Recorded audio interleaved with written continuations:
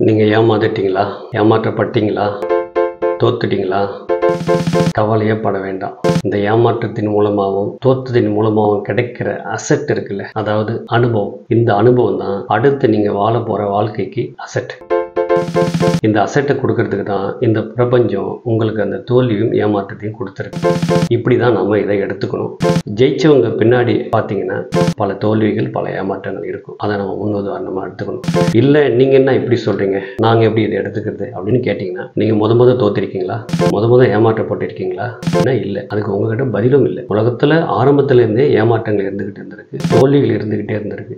இந்த தோல்வியும் ஏமாற்றமும் ஒரு மனிதனுக்கும் தேவை. இது ரெண்டும் வந்தால் தான் இதில் கிடைக்கிற அனுபவங்களை வச்சுக்கிட்டு நீங்கள் அடுத்த ஸ்டெப்புக்கு போக முடியும். அடுத்த ஸ்டெப்புக்கு போய் நல்ல இடத்துல ஜெயிச்சிருவீங்க. ஜெயிக்கும் போது அங்கே தோக்காமல் இருக்கணும்னா இங்கே தோல்வி வேணும், அங்கே ஏமாறாமல் இருக்கணும்னா இங்கே ஏமாற்றம் வேணும். இது ரெண்டும் உங்கள் கையில் அசட்டாக இருக்கிறதுனால நீங்கள் ஜெயிச்சதுக்கப்புறம் தோக்க மாட்டீங்க.